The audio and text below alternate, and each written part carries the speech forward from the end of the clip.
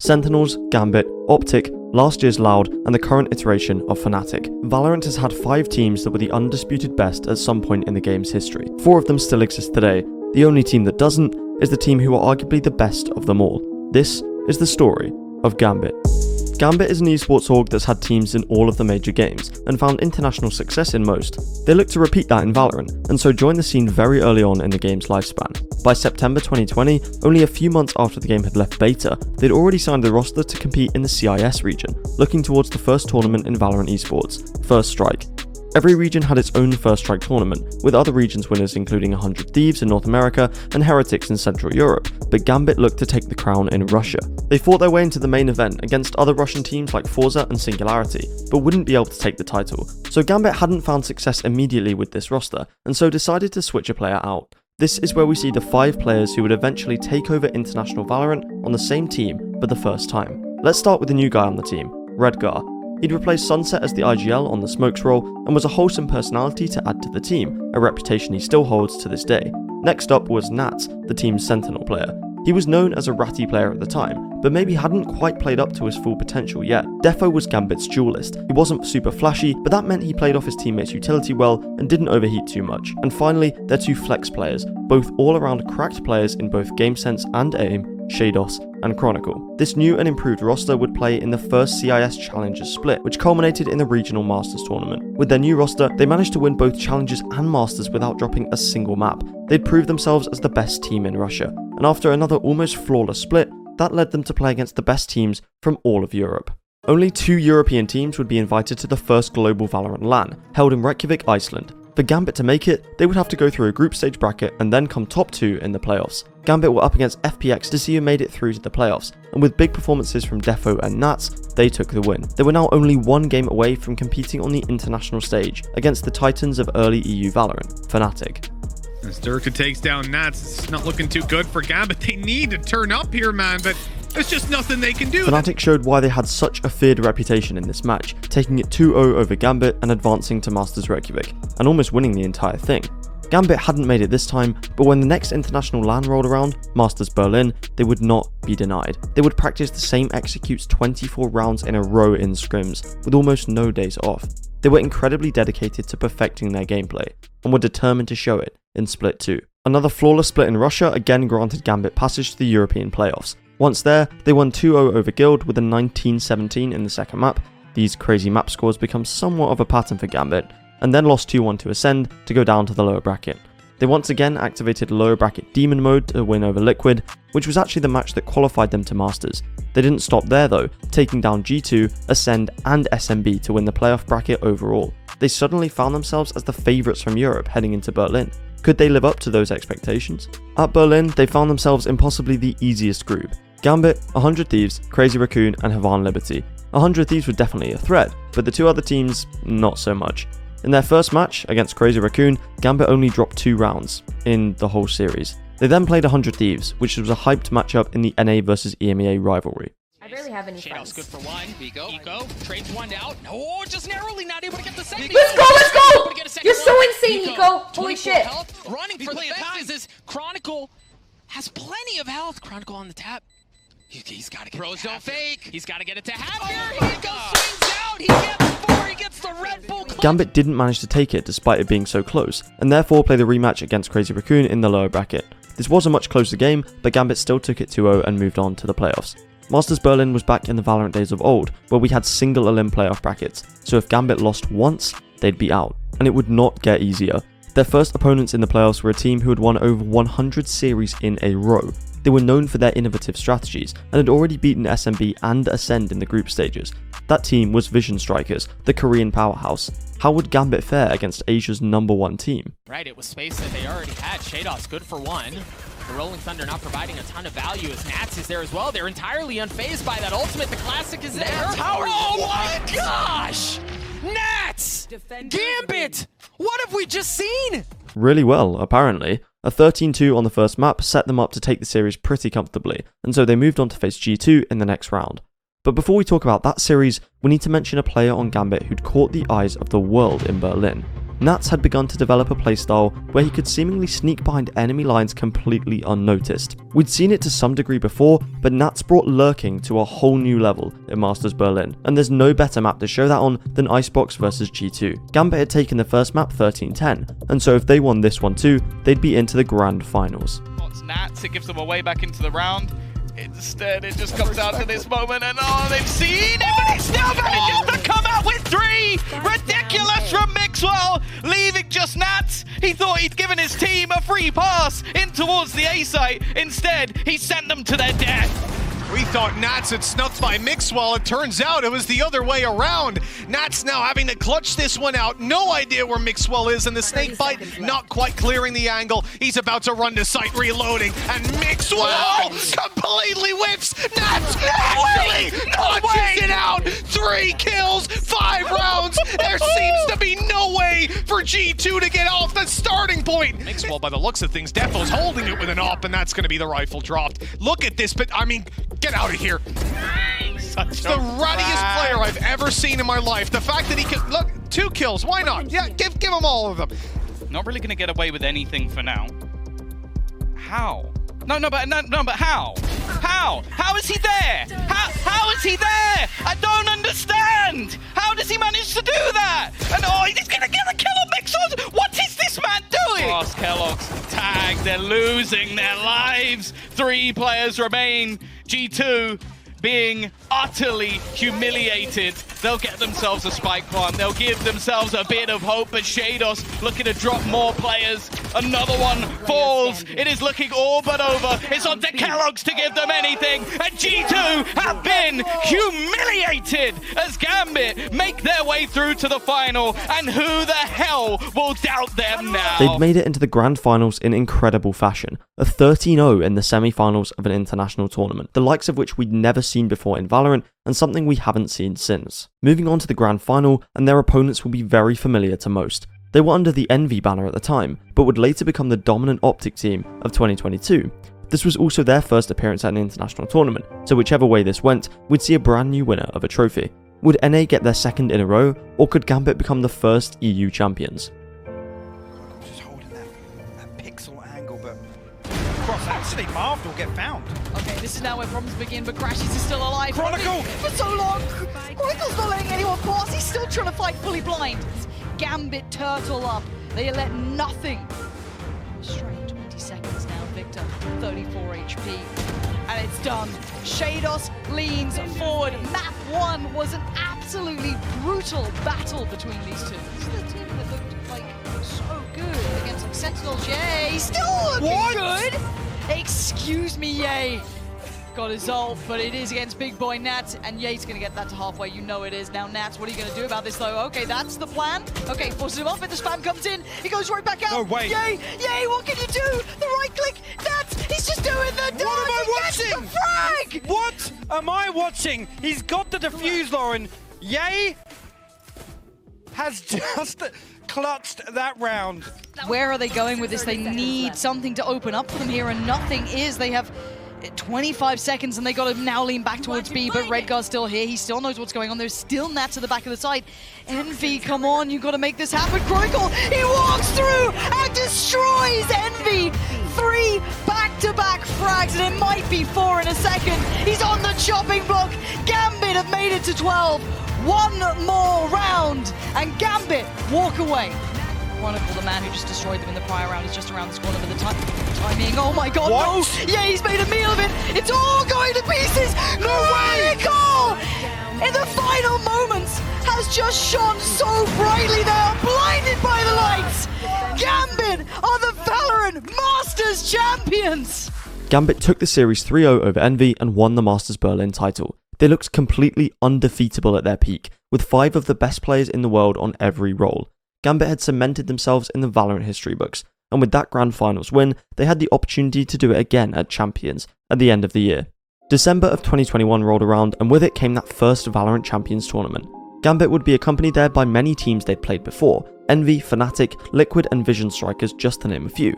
Luckily though, they got a fairly easy group again, so didn't have to worry about any of those teams. The teams they did have to worry about were Team Secret and Vikings, both minor region squads who were the underdogs in the matches, especially considering Gambit had just come off a title win. They definitely put up strong fights though. Team Secret took a map off of Gambit, although then did get 30-0'd right after, and it got especially scary in the Vikings match. Gambit were down 12-5 on the final map of Icebox, one round away from the losers bracket once again.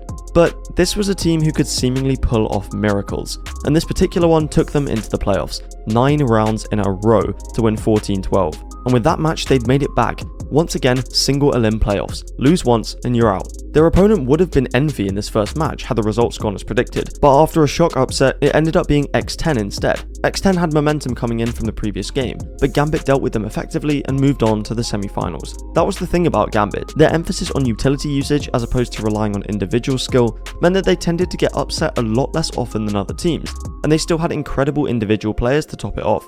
They would need to show that in the semi-finals, which is regarded as one of the best series in Valorant history. Gambit versus Crew. Crew were a similar opponent to X10, as they'd pulled off some crazy upsets in this tournament to make it here. Crew were fueled by pure passion and had some incredible individual players like Kesnet and Mazzino. Gambit's playstyle seemed to match up well against them, but when a team has that much momentum, sometimes they're impossible to stop. Kesnet's made a risky decision going into this close corner, but they haven't checked it. That's a double, and indeed 4 kills for Kesnet.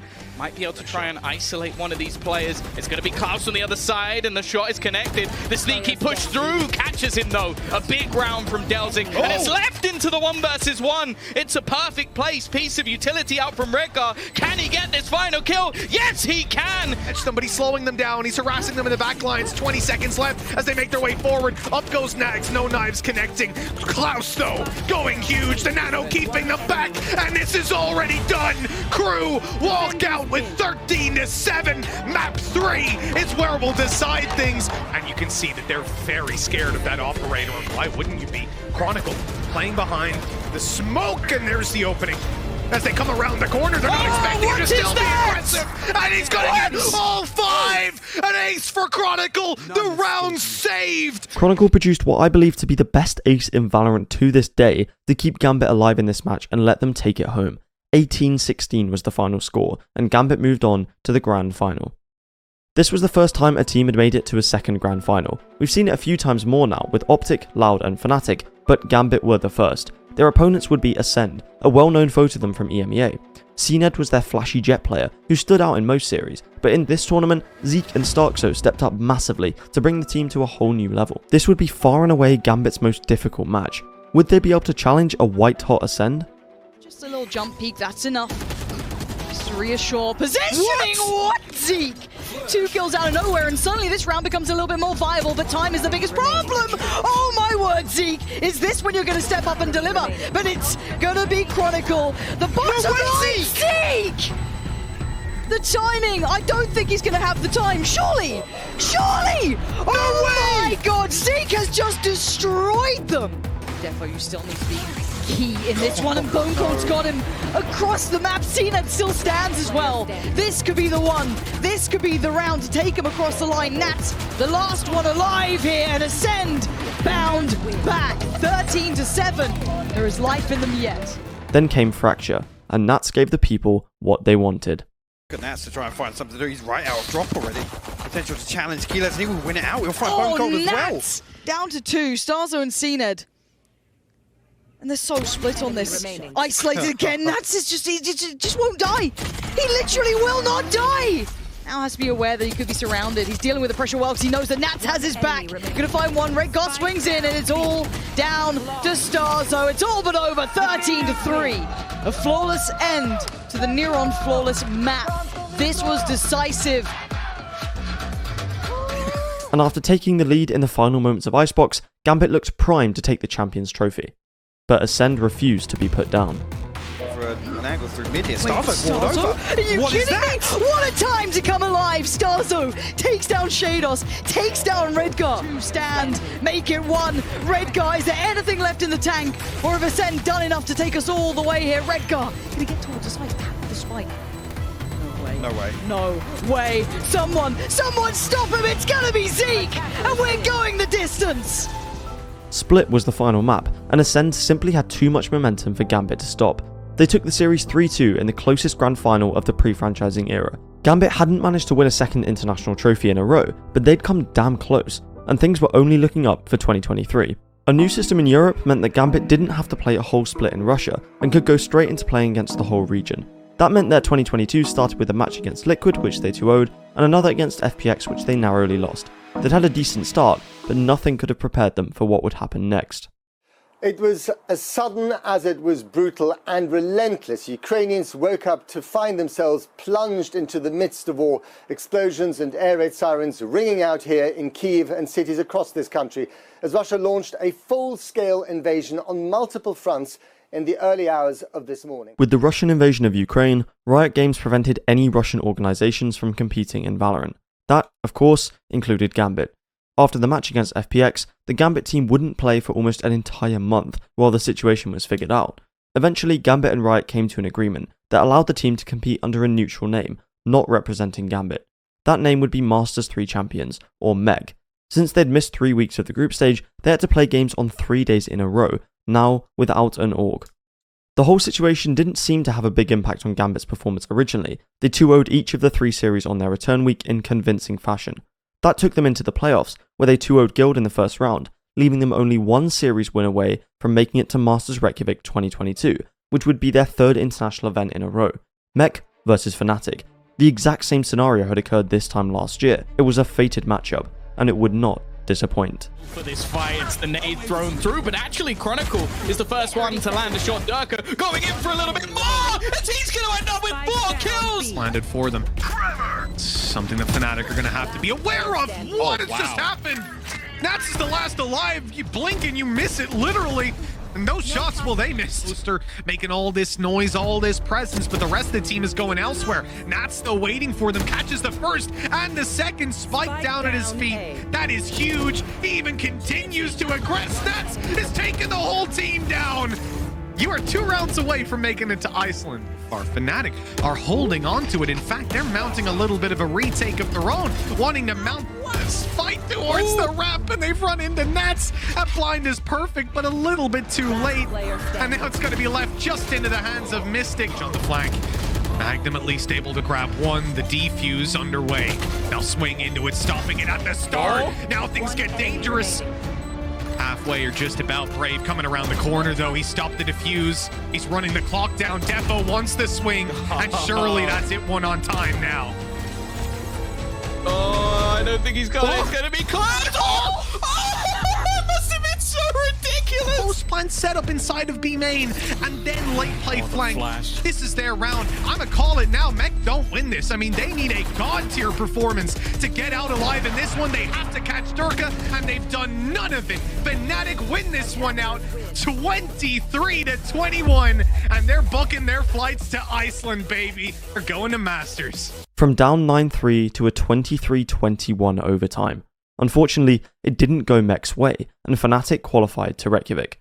Mech was 0.02 seconds away from qualifying. 0.02 seconds separated them from having the chance to cement themselves as the best team in Valorant history. Mech returned for Split 2 after seeing their old rivals in Optic win the international title.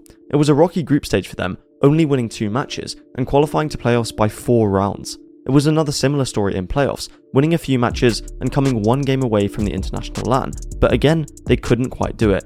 In fact, they lost to the eventual winners of it this time in FPX, so again, if they had won that series, who knows what they could have done in Denmark. With the final tournament of 2022 being champions, Mech had 1 final chance to make it to the international stage again, the last chance qualifier. Something to note is that before the LCQ, they made a roster change. Defo made way for JD to add even more flexibility to the roster. Now, all Mech had to do was win 4 matches, and they'd be qualified to champions. They could finally get their revenge on Fnatic, FPX, and Optic. But that all started with another revenge match against Ascend in the first round of LCQ. They took them down fairly easily, with Nats debuting his chamber and dropping 32 kills on the final map. That brought them into the upper semis, where they faced OGLU, and they took them down as well. 2 games left. Liquid had once again activated the LCQ buff and made it to the upper final, despite some roster changes before the tournament. If Mech won this match, they'd be 1 game away. Map 1, 13-8 Liquid. Map 2, 13-8 Mech. Map 3, Icebox. Yeah, well, this is over. There's no way Nats wins this, right? Don't say that. Right, he's in a 1-on-3. I know Pavlos, but you don't say that in here because you know what he's capable of. He's very much capable of many, many things. Oh, especially what when did you say? What did you say? Viper's Pit, and he can hide within it. Spots out Scream. This could be the play of his life. He knows exactly what's happening, and he finds a kill. Nats does it. Monster. 18-16 Mech. They were now one match away. After losing to Mech in the upper final, Liquid beat G2 to make it back into the grand finals, so it'd be a rematch to decide who went to Istanbul. Bind was map 1, and it went Mech's way, and all was looking good. But when Liquid, and Scream especially, are in an LCQ, they seem to have some kind of Valorant blessing. Weaponry, shields, not in play for everyone, and Scream's just going. Already destroying their trap. This will be information. It doesn't even realise. Jado's caught sleeping, it seems, and it's just going to keep going. It's ridiculous from Scream. How does he get 3? Taking him down, the flash out of the cloudburst. We know the strategy, but a little different this time. A little hint to Scream added to it. And Yumpy's in there with the operator. This round could just be done. Nats will try to hold on. 2 quick kills. This is it for Mech. They need this round, and this man has clutched time and time again. Mech had a very fractured 2022 and seemed not to be destined to make an international tournament. But that doesn't mean it didn't hurt. In fact, it probably hurt even more, knowing that they could have continued their legacy as one of the best teams in the world if it wasn't for circumstances completely out of their control. This team looked unbeatable in their prime. Who knows how far they could have gone. The story of Gambit and their potential as a team will live on in the pre-franchising Valorant history books as the era we could have had. I've been Commend. Thank you, Gambit, and thanks for watching.